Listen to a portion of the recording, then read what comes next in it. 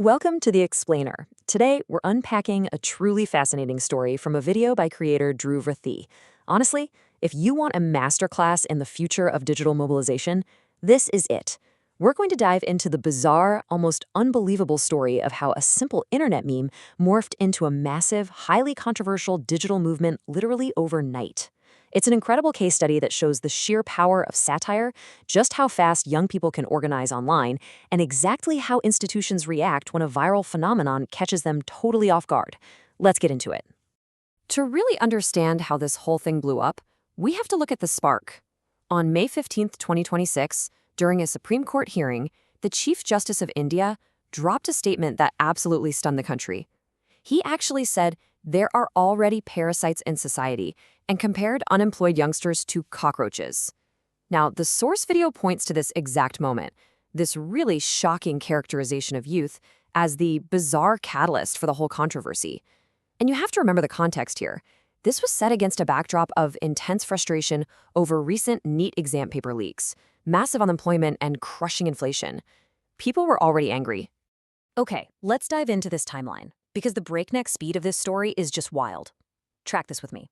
May 15th, the Chief Justice makes his comment. Literally the very next day, May 16th, a tweet goes viral and a mock political party is officially formed online. Fast forward just 5 days to May 21st, and the official Twitter account of this enormous new digital movement is completely blocked by the government. The source really emphasizes this rapid escalation. I mean, we're talking about going from a courtroom comment to a banned political movement in less than a single week. So what exactly was this movement that caused such a rapid panic? Well, it was called the Cockroach Janta Party, or the CJP.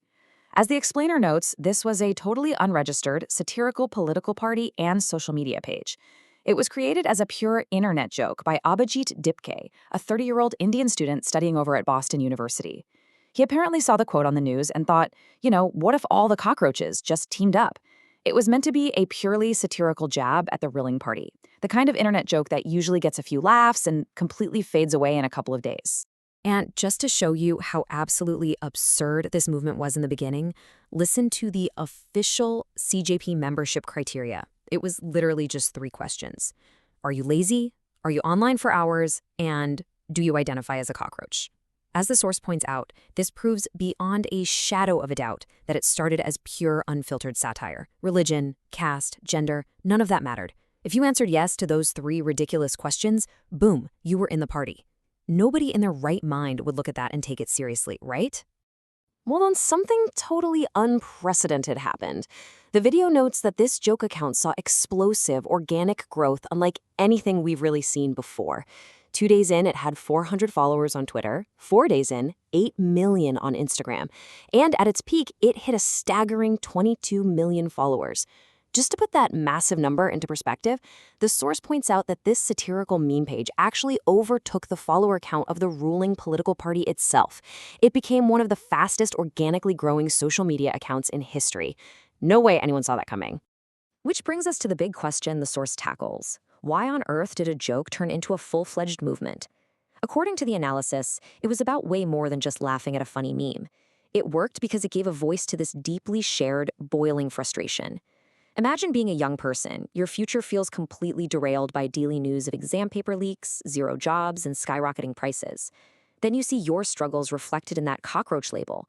They basically took the satire and used it to rally around this shared sense of systemic neglect.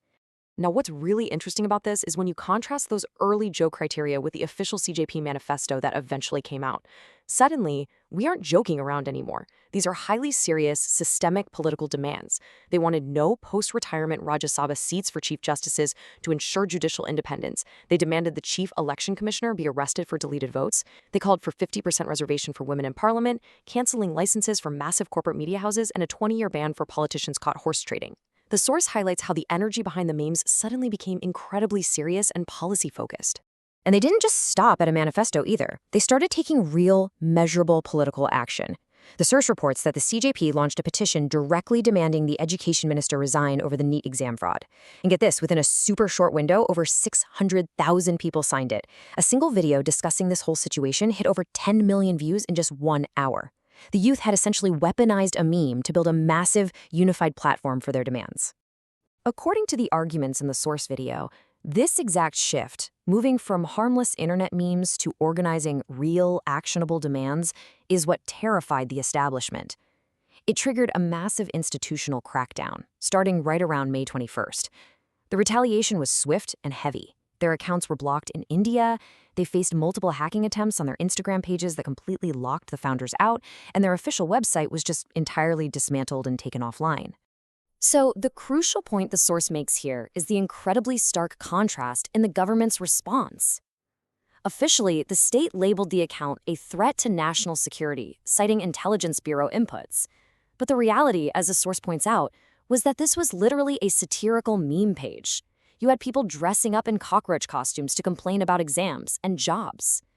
The video explicitly questions the logic here, asking how a meme page is suddenly treated as a bigger national security threat than actual, documented exam fraud or corruption. And the crackdown didn't stop at digital censorship. The source outlines how it got highly personal and dangerous. We're impartially reporting what the video details here. Abhijit, the founder, saw a severe escalation in tactics. His WhatsApp number was leaked, leading to direct death threats. He was reportedly offered bribes to shut down the account and join the ruling party, along with threats to his life in America if he refused. Troll accounts doxed and threatened his family back in Maharashtra. And when all that failed, a defamation campaign tried to spin his previously acknowledged brief stint with the AAP political party into some massive, covert conspiracy. And this brilliantly illustrates the truth behind those conspiracy theories. When political IT cells started claiming that this massive growth was the work of a deep state operation or Pakistani bot farms, the founder just went ahead and released the actual back-end demographic data. The numbers were stark. Over 94% of the followers were legitimately from India. So, according to the source's data, the claims of foreign bot manipulation were completely fabricated, just an attempt to discredit an entirely organic, homegrown youth movement.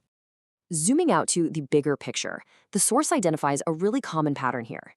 The default reflex against dissent always seems to be labeling them as foreign agents. The source argues that whenever a domestic movement gains any real traction, whether it's students protesting exams or activists standing up for their regions, the institutional go-to move is to call them Pakistani agents or deep state operatives. And the creator's conclusion is that relying on these tactics actually reveals a profound insecurity within the ruling government when they have to face genuine, widespread youth mobilization. Which brings us to a really fascinating hypothetical proposed by this whole crazy saga. Think about it. If 22 million followers all simply changed their profile pictures to a cockroach and started individually posting the movement's demands, could state censorship actually do anything to stop a truly decentralized digital protest? It's a highly provocative thought to leave you with. Does this kind of spontaneous, meme-driven, leaderless model represent the unstoppable future of digital resistance? It definitely leaves us with a lot to chew on regarding the intersection of satire, social media, and state power. Thanks for joining me on this explainer, and keep learning.